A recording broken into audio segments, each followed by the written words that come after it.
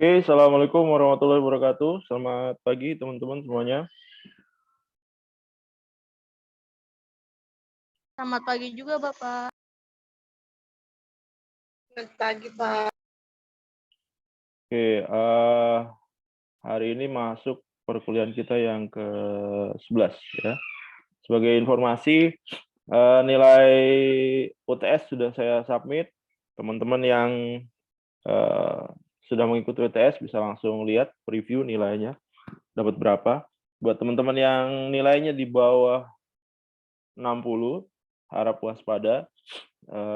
Saya udah ngingatin setiap perkuliahan bahwa mengerjakan kuis dan juga tugas itu sangatlah penting, teman-teman. Kalau teman-teman abaikan itu ya udah,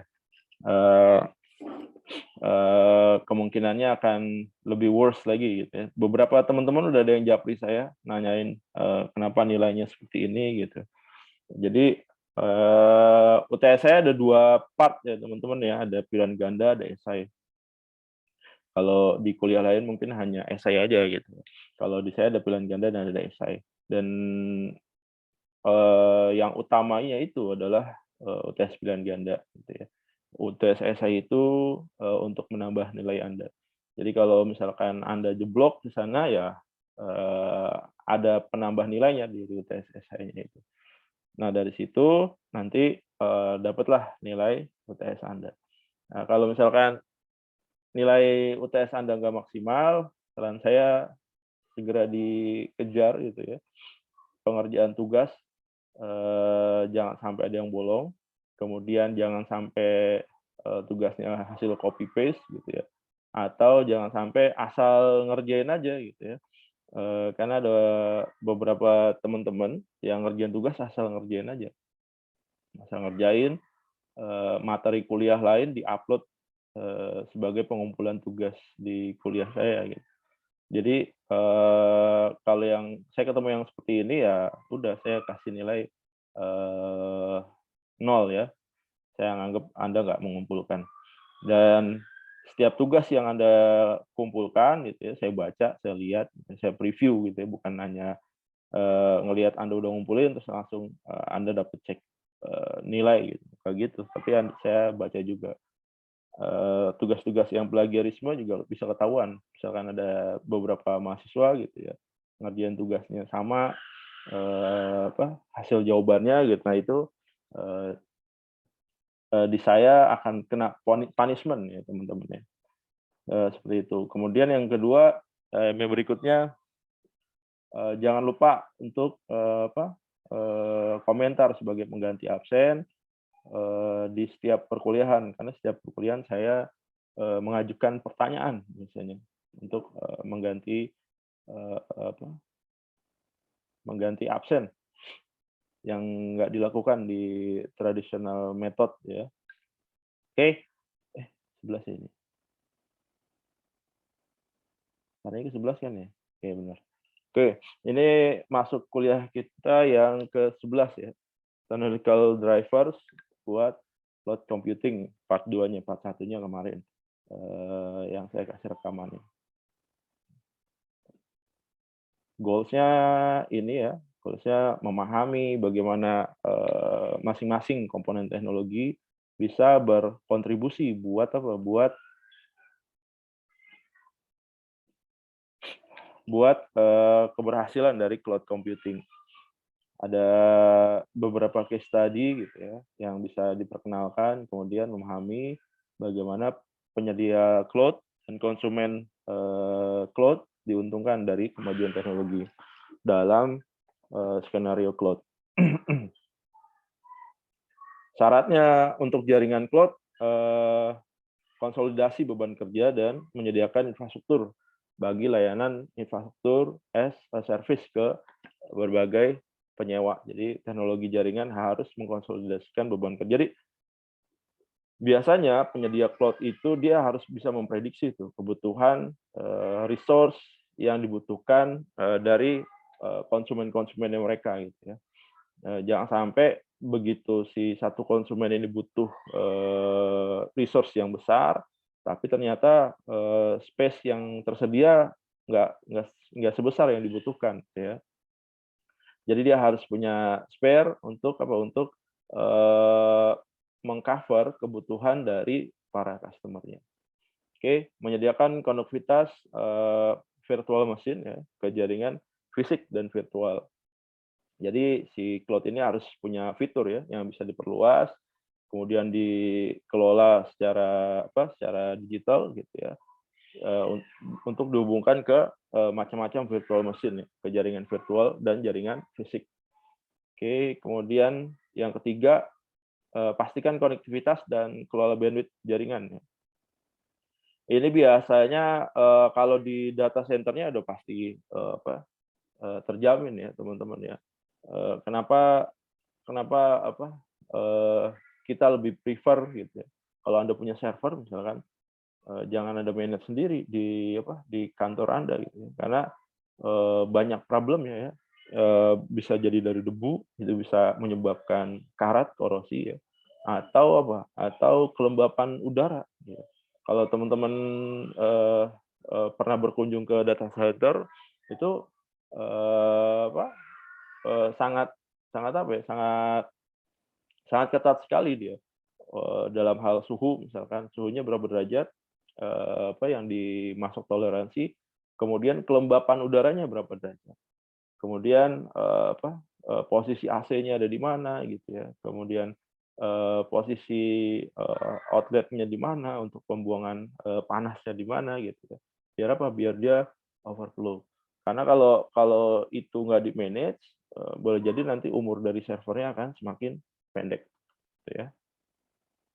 Kinerja aplikasi dan server cepat, kinerja jaringan dan OS harus ditingkatkan dengan fitur jaringan yang punya high speed ya. Jadi berbagi fitur dan teknologi seperti low latency ya, data center bridging, data center transmission control protocol juga bisa dimanfaatkan untuk meningkatkan kinerja jaringan cloud ya. Nah, ini pengguna jaringan virtual atau NV, networking virtual, network virtual. Network virtual bisa digunakan untuk membuat jaringan virtual dalam infrastruktur virtual. Jadi dia juga bisa memfasilitasi jaringan virtual dalam lingkungan virtual yang dipisahkan dari sumber daya jaringan yang lain. Oke. Ada juga yang namanya DCS, Distributed Control System, dan juga ada namanya VPLS, Virtual Private LAN Services. Jadi LAN itu kan kondisi yang di dalam satu organisasi gitu. Itu bisa dibikin virtual juga ya. Data center yang benar-benar virtualisasi harus bisa mendukung migrasi virtual machine VM yang efektif. Di lingkungan data center virtual, VM bisa dimigrasikan dari satu server ke server lain. Fungsinya apa? Biar meningkatkan performa ya.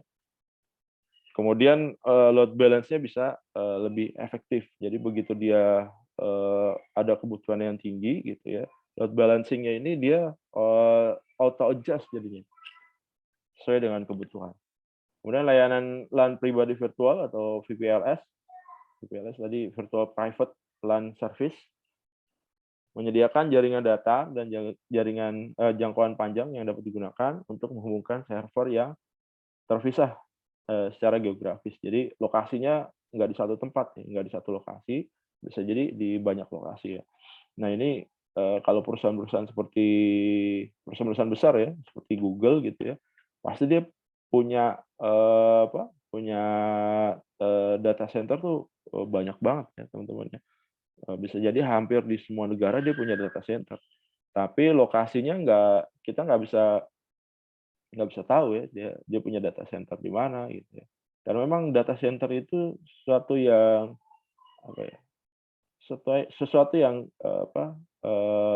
kritikal ya. Jadi memang nggak bisa juga data center itu location-nya itu dipublish. Jadi kalau Anda one day kerja di data center gitu ya, mungkin sebelum masuk data center ya, atau untuk memasuki area data center Anda tidak boleh aktifkan handphone Anda gitu. Nggak boleh foto di dalam, nggak boleh update status dan segala macam. Bahkan teman saya pernah datang di data center di Korea gitu ya. begitu dia mau datang ke data center-nya, dia dijemput di satu terminal dijemput pakai bis khusus gitu ya. Dia masuk ke dalam bis, dan dalam bisnya itu nggak bisa ngelihat keluar. Sebelum jalan dia diminta mematikan handphone connection-nya dia. Dimatiin, masuk ke dalam bis, dibawa jalan beberapa jam gitu ya. Kemudian nyampe di data center, udah masuk ke dalam data center, lingkungan data center. Dan itu sangat luas gitu ya. Kalau bahkan ada beberapa data center, kalau kita ngelihat dari tampilan luarnya gitu ya, seperti rumah yang nggak terawat. Di luarnya tuh kusut gitu ya, sampahnya banyak dan segala macam, tapi di dalamnya itu termasuk data center yang tier-nya yang tinggi. Itu biar menyembunyikan ya kalau di dalamnya itu ada data center. Karena apa? Karena data center ini ke depan akan menyimpan critical data yang berhubungan dengan klien-klien mereka ya. Bisa jadi klien-kliennya ini adalah perusahaan-perusahaan besar. Karena data-data yang kritikal itu untuk perusahaan besar, kalau misalkan sampai bocor atau hilang gitu ya, atau dimusnahkan gitu ya, maka berdampak kepada bisnisnya dia. Bisnisnya dia bisa jadi bermasalah juga gitu. Kemudian ada SDN, Software Defined Networking gitu ya. Ini pendekatan untuk jaringan di mana kontrolnya dipisahkan dengan perangkat keras jaringan. Kemudian di jaringan konvensional, ketika sebuah paket tiba-tiba datang di sebuah switch gitu, aturan dibangun ke dalam firmware switch akan membantu switch dalam meneruskan paket data. Dalam jaringan yang ditentukan perangkat lunak, administrator jaringan dapat mengontrol lalu lintas dari kontrol terpusat tanpa harus berurusan dengan individual switch ya. Ini membantu di cloud untuk memiliki arsitektur yang multi-tenant. Multi-tenant ini banyak usernya ya, karena memberikan fleksibilitas dan efisiensi yang diperlukan bagi administrator. Apa yang terjadi kalau misalkan tidak ada ini, boleh jadi nanti banyak ada high load traffic ya teman-teman ya. Dia banjir gitu trafficnya, nggak terkontrol. Yang terjadi bisa jadi paket yang dikirimkan, data yang dikirimkan itu nggak sampai ke tujuan, atau data yang ditarik itu nggak sampai.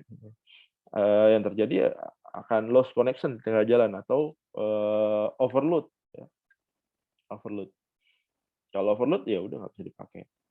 Kayak Anda punya website, kapasitasnya buat 3.000 pengunjung gitu ya. Begitu udah masuk 3.000 pengunjung, maka website Anda akan pelan-pelan menjadi lemot gitu ya. Dibuka lama gitu ya.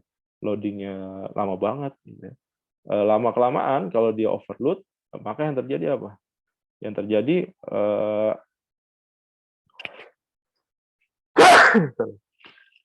kalau di overload, yang terjadi lama-lama website Anda nggak bisa dibuka gitu ya.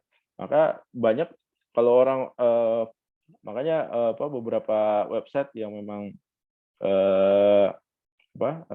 bermasalah gitu boleh jadi karena memang traffic-nya lagi besar. Ada juga model namanya membajari traffic gitu, banyak juga yang digunakan sama blogger gitu. Dia mau dapetin traffic tinggi, akhirnya memunculkan traffic buatan. Gitu. Biar apa? Biar situsnya itu ke-record banyak pengunjungnya gitu. Tapi ke depan Google terus mengupdate rules-nya dia gitu. Yang pakai traffic buatan itu kalau ke indeks itu, kalau ketahuan ya udah dia nggak bakal ke indeks. Bisa jadi website-nya dia akan di listing. Di listing itu website tetap jalan, website tetap ada gitu ya. Tapi nggak bisa dicari di kamu buat artikel sebagus apapun gitu ya. Dia nggak akan muncul di mesin pencarian Google. Oke, berikutnya ada multi protocol label switching atau MPLS. Jadi mekanisme switching dalam jaringan telekomunikasi yang berkinerja tinggi yang mengarahkan data dari satu node ke jaringan node yang lain berdasarkan jalur pendek. Jadi kalau Anda lihat kan teorinya internet itu kan menghubungkan kan dari satu titik ke titik yang lain gitu ya. Misalkan jaringan di kantor Anda gitu ya. Di sana ada 10 komputer gitu ya, A, B, C, D dan seterusnya gitu ya. Nah, untuk mengirimkan data dari A ke pengguna F misalkan gitu ya, maka dengan MPLS ini bisa dicarikan tuh jalur tercepatnya yang mana gitu ya. Walaupun nanti di model penyebaran datanya juga terpisah juga. Gitu ya. Nah itu seperti itu.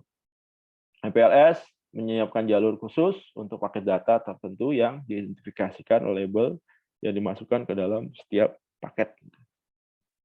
Berbagai label mengidentifikasikan link atau jalur virtual antara node yang jauh dari pada titik akhir. Ini mengurangi waktu yang dibutuhkan router untuk mencari alamat. Jadi meningkatkan performa router. Karena kalau trafficnya tinggi, nggak dicari rute yang terbaik, boleh jadi nanti macet di satu titik. MPLS ini juga disebut multi protokol karena dapat digunakan untuk mengenkapsulasi paket data dari protokol jaringan yang berbeda dan teknologi seperti internet protokol atau ATM, asynchronous transport mode, dan jaringan protokol frame relay gitu ya. Ini banyak dipelajari oleh teman-teman sistem komputer nih. Ini pelajaran-pelajaran dasarnya mereka nih. MPLS meningkatkan kecepatan kinerja jaringan dan pengelolaan. Jadi bisa meningkatkan speed ya, kinerja dari jaringan. Anda mungkin pernah ngalamin ya kalau misalkan di satu jaringan gitu ya, jaringannya banjir di satu node tertentu ya. Nah itu yang terjadi bisa stuck tuh. Anda ngirimin order atau perintah, maka eksekusinya lama gitu ya. Misalkan Anda ngirim satu execution gitu ya, nanti Anda nunggu beberapa menit tuh. Biar apa? Biar eksekusinya itu tereksekusi ya, perintah eksekusinya dijalankan. Nah itu boleh jadi traffic-nya banjir di sana atau tabrakan traffic-nya. Nah kalau tabrakan itu yang terjadi apa? Yang terjadi kalau tabrakan dia nggak akan jalan. Paling nanti muncul di routernya itu indikatornya berubah. Ada juga yang namanya DWDM, Dense Wave Length Division Multiplexing. Jadi ini protokol dan bitrate independent dan juga dapat multiplex beberapa sinyal optik untuk bandwidth tinggi dan latensi yang sangat rendah dalam cloud sebagai transportasiwan kinerja tinggi di masa depan. Oke. Nah, ini kita masuk ke Web 2.0. Harusnya tadi udah well known ya, Web 2.0. Sekarang ini udah web berapa nih, teman-teman? Ada yang bisa jawab? Sekarang udah generasi web berapa nih?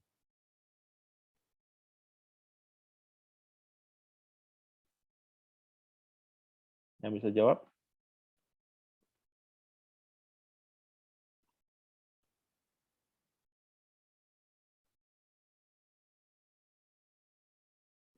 Siapa yang bisa jawab? Devani Aristia. Web berapa nih sekarang? Generasi web berapa? Maaf Pak, saya lagi di jalan Pak. Lagi jalan, nggak bisa jawab. Tadi saya nggak kedengaran Bapak ngomong apa. Ya udah saya ulangi pertanyaan. Sekarang udah generasi web keberapa nih?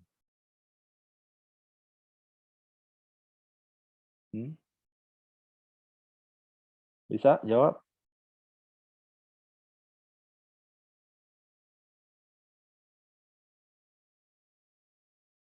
Nggak bisa. Oke.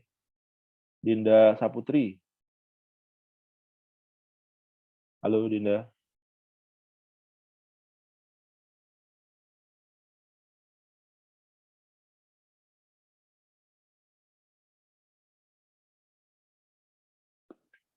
Akunnya doang nih, nggak ada orang. Dinda. Nggak ada. Oke.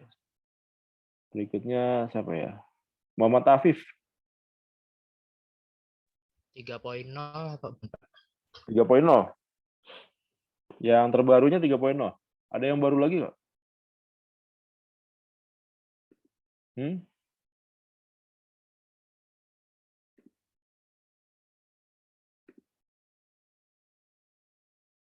Ada yang baru lagi? Yang lain? Vivin Kurnia? Iya, Pak. Web berapa nih? Yang terbaru web berapa?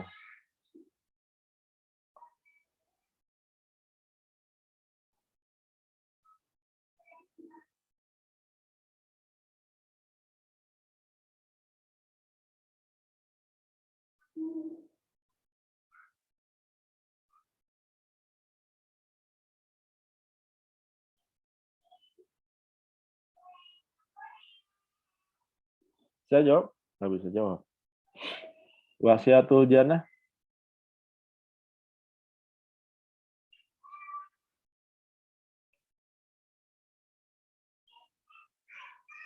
Wasiatul Jannah?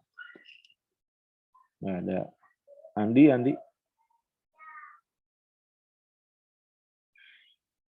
Ya, Pak. Sekarang web keberapa nih? Yang terbaru? 3.0 Pak kayaknya, Pak ya. 3.0.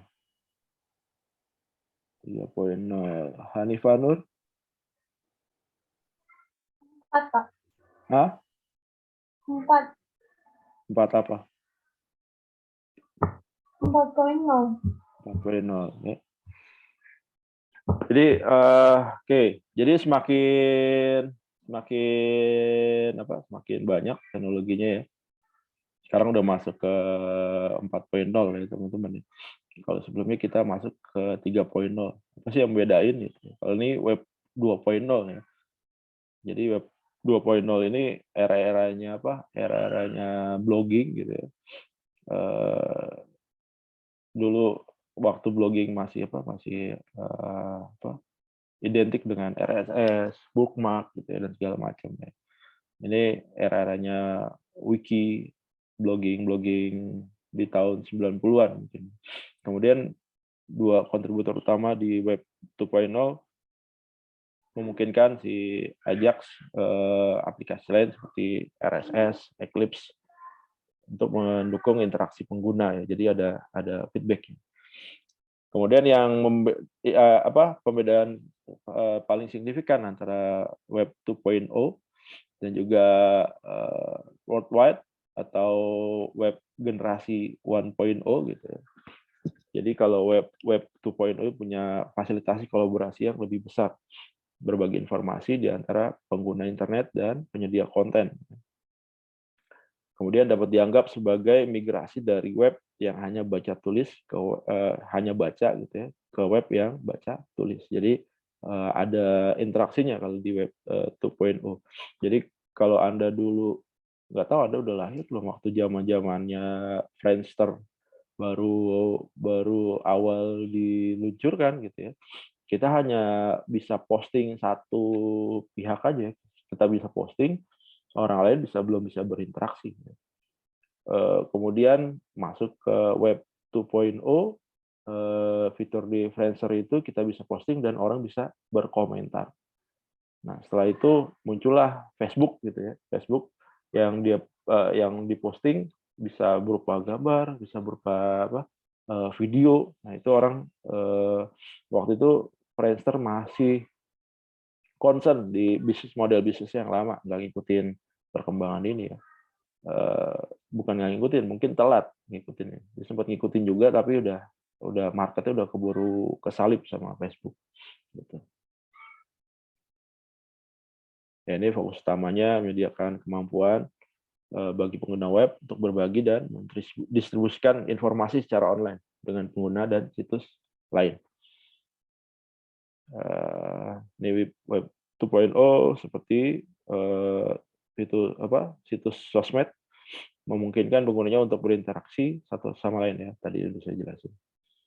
Fitur utama web 2.0 yang pertama adalah Voxonomy ya, memungkinkan klasifikasi gratis informasi yang tersedia di web yang membantu pengguna secara kolektif mengklasifikasikan dan menemukan informasi menggunakan pendekatan seperti penandaan. Kemudian yang kedua ada pengalaman pengguna yang lebih rich ya. kemudian ada pengguna sebagai kontributor, kemudian ada apa? Ada interaksinya, di mana di situ ada partisipasi dari para user. Yang berikutnya ada dispersi ya. Kontribusi yang dibuat oleh pengguna individu yang tersedia bagi pengguna lain untuk digunakan dan digunakan kembali sebagai konten web dispersi. Ciri-cirinya apa? Ciri-cirinya ada blogging, gitu. Penggunaan Ajax, gitu ya. Kemudian sindikasi yang dihasilkan berupa RSS. Dulu waktu zamannya Web 2.0 ya apa? Subscribe dari RSS-nya itu kita tarik RSS. Jadi begitu dia posting, kita dapat notifikasinya. Kemudian ada bookmark sosial, kemudian ada mashup, ya, halaman web atau aplikasi yang dapat diintegrasikan informasi dari dua sumber atau lebih. Nah, masuk berikutnya ke web 3.0 yang memberikan namanya tuh John Markov dari New York Times untuk web generasi ketiga. Jadi generasi sebelumnya web 1.0 dan 2.0. Kalau web 1.0 generasi pertama, ya, ini masuk protokolnya seperti HTTP, bahasa markupnya standar, terbuka, HTML, XML, gitu ya, masih standar, aksesnya melalui ISP, browser web pertama, platform yang digunakan untuk pengembangan web. Jadi dulu waktu era-era itu masih berlaku tuh triple W, gitu ya. Kalau sekarang orang udah nggak pernah lagi apa alamat URL-nya apa, nggak pernah dia ngomong lagi triple W gitu. Langsung aja siapa.com, kuponbisnis.com misalkan. Ya udah langsung gitu aja.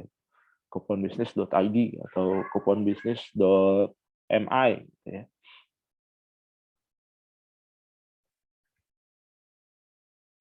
Oke, web 3.0 mencakup layanan di internet yang menggunakan teknologi seperti web semantik ya, pencarian bahasa alami, learning machine di sini dalamnya, agen rekomendasi, ada artificial intelligence atau AI untuk mencapai pemahaman informasi yang difasilitasi mesin untuk memberikan pengalaman yang lebih produktif dan intuitif kepada pengguna web. Oke, kalau di web 2.0 memungkinkan penggunanya untuk baca atau tulis. Kalau di web 3.0 menggunakan teknologi web semantik, ada drag drop, mashup gitu ya, widget. Kalau Anda pakai WordPress sekarang ada widget-widgetnya, tinggal di setting aja tuh. Kemudian dia bisa mengamati perilaku usernya, keterlibatan user gitu ya. Konsolidasi konten web dinamis tergantung pada minat masing-masing dari pengguna. Dia menggunakan data web yang menampilkan catatan data yang dapat diterbitkan dan digunakan kembali di web melalui format yang dapat dilakukan query seperti RDF, XML, format mikro, dan sebagainya. Komponen web 3.0 apa? Ini web semantik. Ya. Dia menyediakan web kerangka kerja umum yang dapat digunakan untuk berbagi dan menggunakan kembali data di berbagai aplikasi perusahaan dan batas-batas komunitas. Oke, dia dianggap sebagai integrator konten. Integrator itu penghubung konten ya, atau informasi di berbagai aplikasi dan sistem. Layanan webnya, sistem perangkat lunak didukung interaksi komputer ke komputer melalui internet. Layanan webnya biasanya dipresentasikan sebagai API ya teman-teman. Jadi kalau Anda punya web 3.0 kemudian mitra kerja Anda punya web 3.0 dan ingin diintegrasikan antara satu web ke web yang lainnya atau antara satu aplikasi ke aplikasi yang lainnya gitu ya, itu bisa menggunakan API ya. Contohnya apa? Situs web berbagi fotografi populer di Flickr ya, menyediakan layanan web yang dapat digunakan bagi para pengembang untuk berinteraksi secara program dengan Flickr untuk mencari gambar ya. Kalau Anda butuh resource, ya, kita tinggal ngambil apa? Kita tinggal ambil script code-nya aja, kita masukin ke website kita, maka begitu kita publish, yang muncul adalah gambar. Tapi kita postingnya di Flickr gitu ya. Itu juga berguna teman-teman ya, biar website kita nggak terlalu berat. Kalau Anda punya website gitu, banyak gambar, banyak video, otomatis storage-nya akan full gitu ya, akan lebih banyak makan storage, nanti kinerjanya juga akan turun ya. Biasanya orang lebih prefer seperti itu. Kalau dia posting picture atau dia posting video, dia pakai mediator lain. Kayak misalkan apa? Saya posting di e-learning lah ya, posting rekaman perkuliahan gitu ya. Nah, kan saya pakai mediatornya adalah YouTube. Saya masukin ke YouTube, nanti dari link dari YouTube itu saya embed ke dalam e-learning-nya Inaba. Ada di situ muncul. Tapi kalau misalkan saya masukin ke e-learning Inaba bisa juga, gitu. Cuma kan storage-nya terbatas. Boleh jadi kalau dimasukin semuanya ke Inaba gitu ya, harusnya bisa dipakai selama 1 tahun web ini, nggak sampai 1 tahun udah penuh, udah nggak bisa dipakai, gitu, udah full. Oke. Karakteristiknya apa? Web 3.0, konektivitas di mana-mana ya. Teknologi Web 3.0 memungkinkan konektivitas yang berkelanjutan dari pengguna yang meminta layanan dengan berbagai layanan yang tersedia melalui penggunaan perangkat seluler. Yang kedua, komputasi jaringan memungkinkan model bisnis software as a service ya. Sekarang udah well known ya, teman-teman. Coba aja Anda pergi ke Mangga 2 gitu ya. Dulu kalau kita bicara 5-10 tahun yang lalu, Anda butuh software ya datang ke Mangga 2. Anda beli softwarenya tuh. Anda butuh software apa? Microsoft Word misalnya. Anda butuh software PowerPoint, Anda butuh software apa?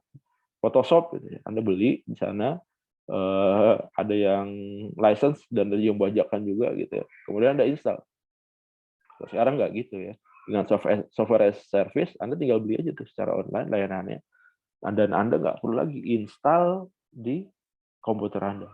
Resource-nya jadi storage di komputer Anda kan masih bisa dimanfaatkan untuk yang lain.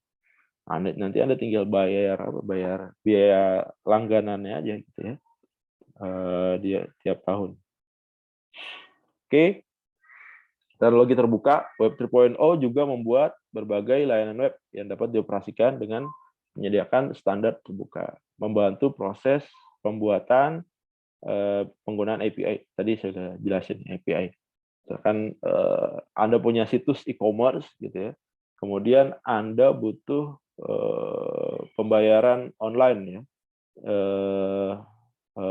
transfer dari bank, misalkan website Anda butuh notifikasi, misalkan begitu ada orang transfer transaksi di e-commerce Anda, maka otomatis website Anda akan bisa ngecek ya transaksinya, duitnya udah masuk atau belum. Dia bisa sinkronis antara website yang e-commerce yang Anda punya dengan rekening bank Anda. Nah, itu bisa memungkinkan teman-teman ya.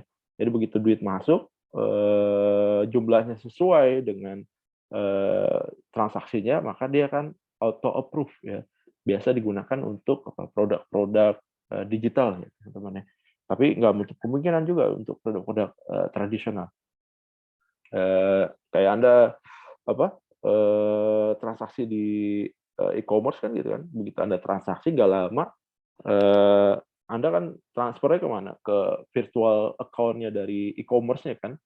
Nggak lama, nggak sampai 1 menit, dia akan mendetek si e-commerce-nya itu bahwa transfer Anda sudah masuk atau belum. Nah, itu. Seperti itu. Identitas terbuka memungkinkan pengguna protokol identitas terbuka seperti OpenID yang membantu memindahkan akun pengguna dari satu layanan ke layanan yang lain. Ini masuk ke web cerdas, mendukung teknologi web semantik ya. Ada RDF, OWL, SWRL, Spark, dan macam-macam gitu ya. Kemudian database terdistribusi, juga aplikasi cerdas ya, menggunakan konsep pemrosesan bahasa alami. Jadi semakin otomatis ya teman-teman ya. Kayak fiturnya Google sekarang kan udah lebih canggih lagi ya teman-teman ya. Dia bisa browsing berdasarkan apa? Berdasarkan voice Anda. Dia juga bisa menerjemahkan apa yang Anda bicarakan. Kalau dulu di persidangan gitu ya. Nggak tahu ini udah diterapin atau belum di persidangan. Setiap kata-kata yang keluar dari hakim, dari terdakwa dan segala macam itu diketik gitu ya. Atau meeting-meeting di DPR gitu ya. Diskusinya diketik, ada tukang ketiknya. Ada yang dengerin, kemudian ada nanti begitu selesai diskusi atau rapatnya gitu ya. Itu skripnya ada, dilihat, direview apa yang dibicarakan gitu ya. Nah gitu. Tapi kalau sekarang Google ada situsnya tuh, begitu Google Speech kalau nggak salah. Begitu Anda bicara, kayak saya bicara gini, dia otomatis mentranslate voice saya ke dalam sebuah tulisan. Ini berguna ya teman-teman. Kalau Anda skripsi malas nulis pakai Google Speech gitu. Biasanya ada beberapa orang dia nggak bisa menuangkan ide yang ada di kepalanya dia kalau sambil nulis. Dia butuh writer untuk menulis ya. Nah, ini bisa dimanfaatkan. Begitu dia punya ide di kepalanya, dia ngomong aja gitu. Narasi segala macam, nanti Google Speech itu bisa mentranslate omongan kita ke dalam sebuah teks. Nanti begitu selesai ngomong, ya udah tinggal dirapin aja tulisan. Cuma memang ada beberapa kata yang missing. Nah, itu makanya kita harus ngerapihin lagi gitu. Ini cocoknya gimana gitu. Maksudnya apa gitu. Seperti itu. Konvergensi cloud dan web 3.0.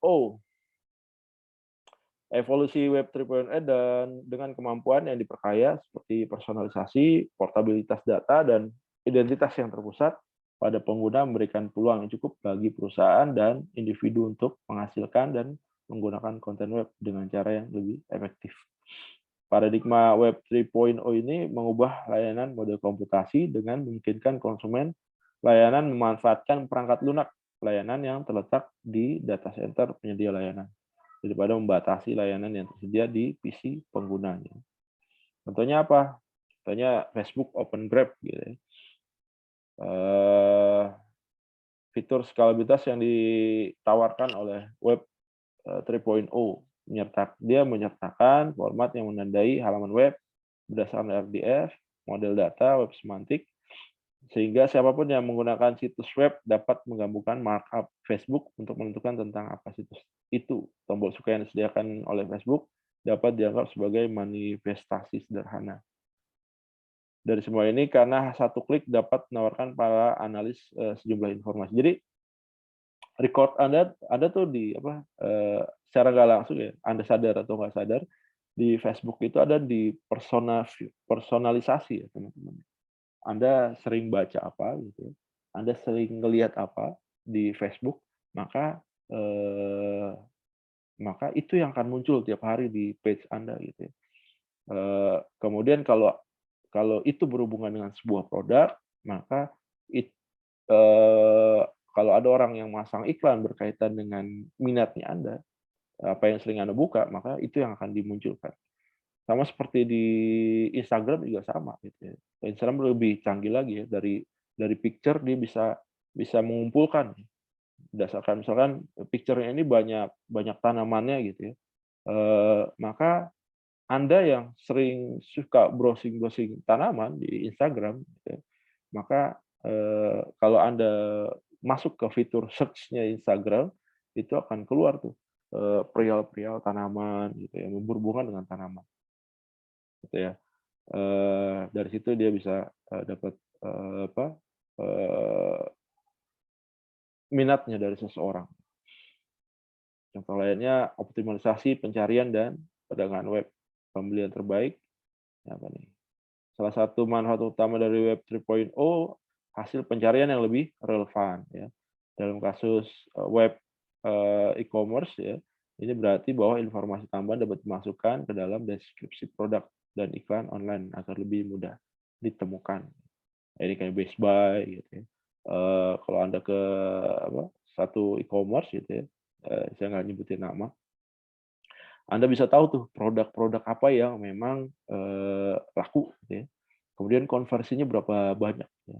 Jadi ini banyak juga dimanfaatkan oleh siapa? Oleh orang-orang yang dia nggak punya produk gitu, tapi dia mau jualan. Caranya apa? Caranya jadi reseller, teman-teman ya.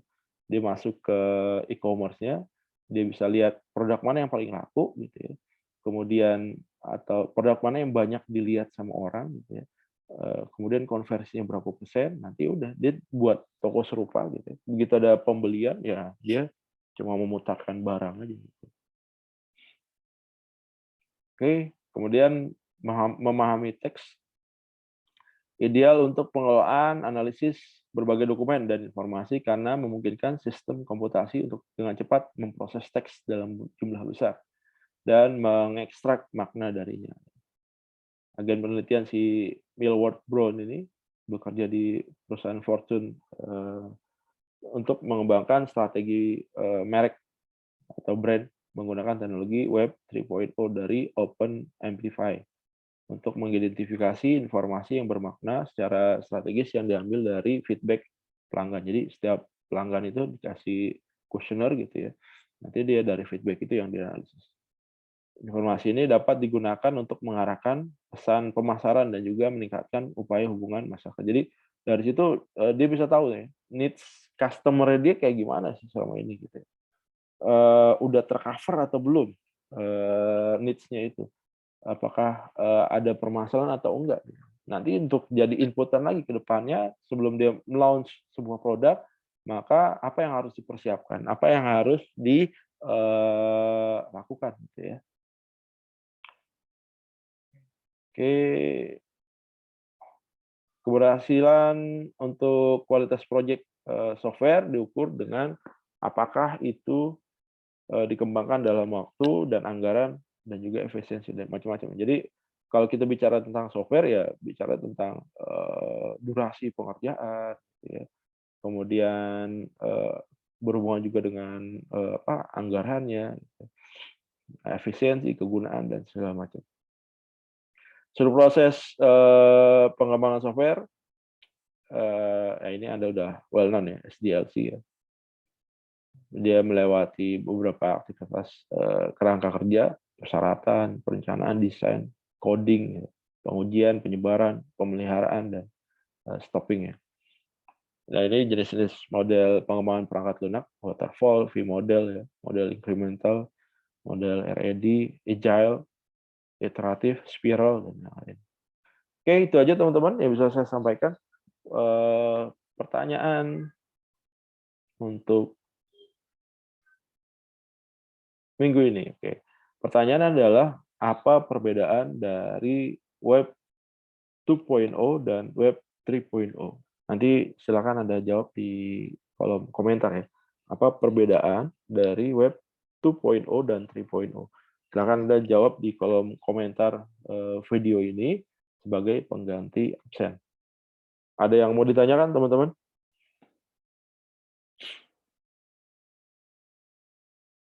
Yang mau ditanyakan?